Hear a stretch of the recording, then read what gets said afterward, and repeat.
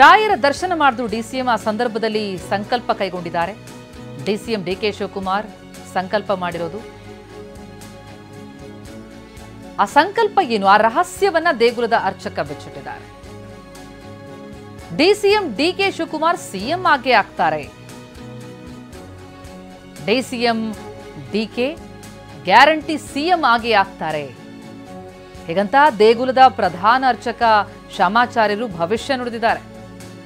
ಪಂಚಮುಖಿ ಆಂಜನೇಯ ದೇವಸ್ಥಾನದ ಅರ್ಚಕರು ಭವಿಷ್ಯ ನುಡಿದಿರೋದು. ಟಿವಿ9ನಲ್ಲಿ ಪ್ರಧಾನ ಅರ್ಚಕರ ಮಾತು. ರಾಯರ ದರ್ಶನದ ವೇಳೆ ಡಿಸಿಎಂ ಡಿಕೆ ಸಂಕಲ್ಪ ಮಾಡಿದ್ರು. ಡಿಕೆ ಶಿವಕುಮಾರ್ ಸಂಕಲ್ಪ ಮಾಡಿದ್ದು ಅವರು ಸಿಎಂ ಆಗೇ ಆಗ್ತಾರೆ ಎನ್ನುವ ಭವಿಷ್ಯವನ್ನ, ಜೊತೆಗೆ ಡಿಕೆ ಸಂಕಲ್ಪ ರಹಸ್ಯವನ್ನ ದೇಗುಲದ ಅರ್ಚಕರು ಬಿಚ್ಚಿಟ್ಟಿದ್ದಾರೆ. ಡಿಸಿಎಂ ಡಿಕೆ ಶಿವಕುಮಾರ್ ಸಿಎಂ ಆಗೇ ಆಗ್ತಾರೆ ಅಂತ ಭವಿಷ್ಯ ನುಡಿದಿದ್ದಾರೆ ಅರ್ಚಕರು.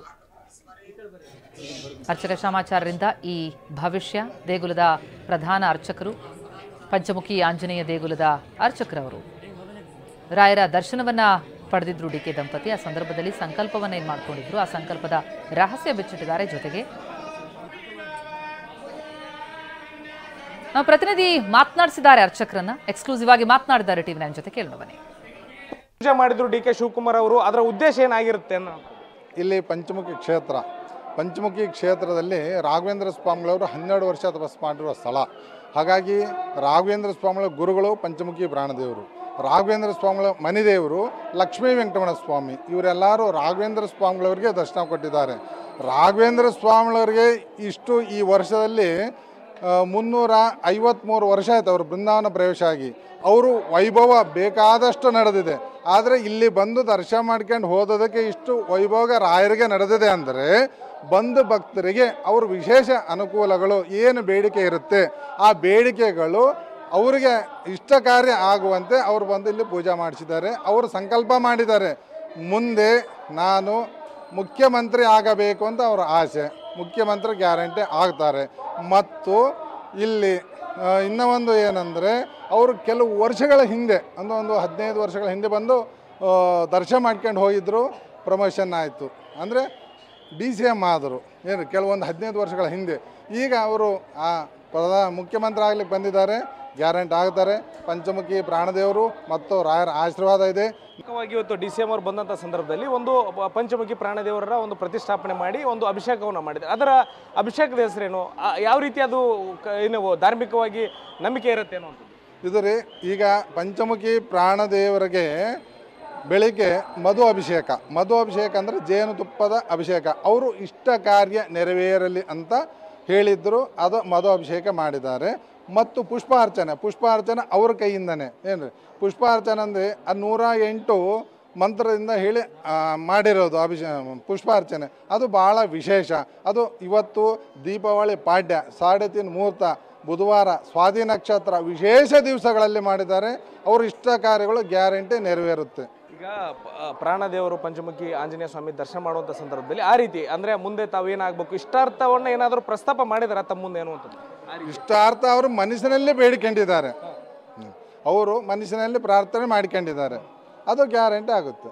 ಅಂದರೆ ಅವರು ಮುಂದೆ ಏನು CM ಆಗ್ತಾರೆ ಅನ್ನುವಂಥದ್ದು ರಾಜ್ಯದಲ್ಲಿ ಹೇಳಾಗ್ತಾ ಇರುವಂಥದ್ದು, ಅದು CM ಆಗ್ತಾರೆ ಅನ್ನುವಂಥದ್ದು ಗ್ಯಾರಂಟಿ ಆಗ್ತಾರೆ. ಇಲ್ಲೇ ಪಂಚಮುಖಿ ಪ್ರಾಣದೇವರ ಹತ್ರ ಬಂದು ಪ್ರಾರ್ಥನೆ ಮಾಡ್ಕೊಂಡು ಹೋದ ಮೇಲೆ 1 ದಿವಸ 2 ದಿವಸ ಹೆಚ್ಚು ಕಡಿಮೆ ಆಗ್ಬೋದು, ಗ್ಯಾರಂಟಿ ಆಗ್ತಾರೆ.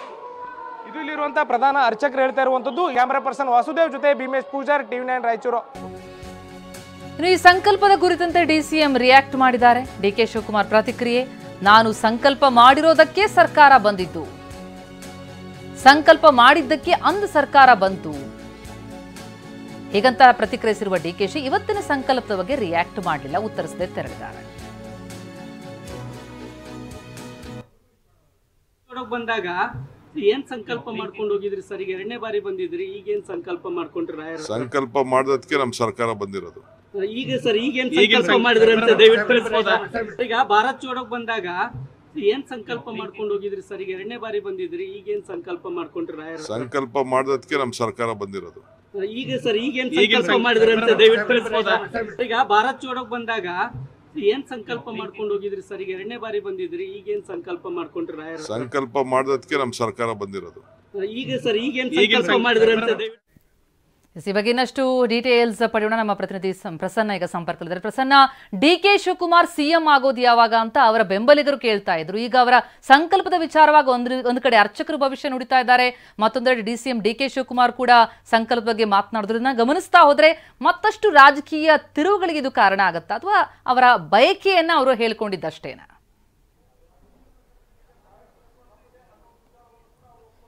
ಪ್ರತಿಮಾ, ಇವತ್ತಿನ ರಾಜಕೀಯ ಪರಿಸ್ಥಿತಿಯಲ್ಲಿ ಒಂದು ರೀತಿಯ ಹೊಸಿಲಲ್ಲಿ ನಿಂತಹ ರಾಜಕೀಯ ಪರಿಸ್ಥಿತಿ ಇದೆ.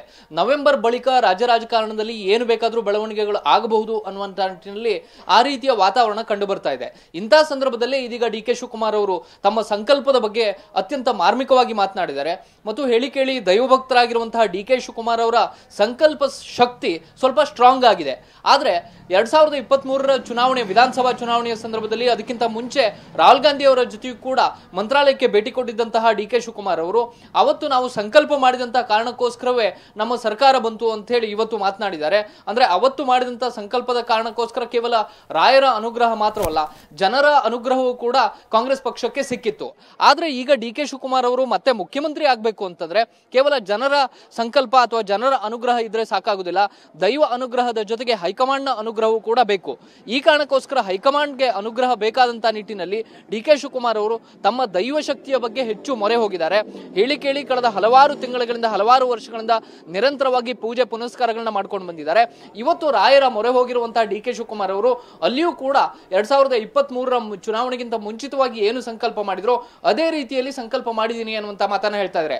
ಈ ಒಂದು ಆಂಜನೇಯ, ಪಂಚಮುಖಿ ಆಂಜನೇಯ ಅರ್ಚಕರು ಹೇಳ್ತಾ ಇರುವಂತದ್ದು, ಈ ರೀತಿಯ ಸಂಕಲ್ಪದ ಕಾರಣದಿಂದಲೇ DK ಶಿವಕುಮಾರ್ ಅವರಿಗೆ ಹಲವು ಬಾರಿ ಉನ್ನತ ಸ್ಥಾನ ಸಿಕ್ಕಿದೆ. ಒಂದಲ್ಲ ಒಂದು ದಿನ DK ಶಿವಕುಮಾರ್ ಅವರು ಮುಖ್ಯಮಂತ್ರಿ ಆಗ್ತಾರೆ ಅನ್ನುವಂಥದ್ದು. ಇವತ್ತಿನ ಸದ್ಯದ ಪರಿಸ್ಥಿತಿಯಲ್ಲಿ ಕಾಂಗ್ರೆಸ್ನ ರಾಜಕೀಯ ಬೆಳವಣಿಗೆಗಳನ್ನ ಗಮನಿಸಿದ್ರೆ ಯಾವ ಹಂತದಲ್ಲಿ ಏನು ಬೇಕಾದರೂ ಆಗಬಹುದು ಅನ್ನುವಂಥ ರೀತಿಯ ವಾತಾವರಣ ಕಂಡು ಬರ್ತಾ ಇದೆ.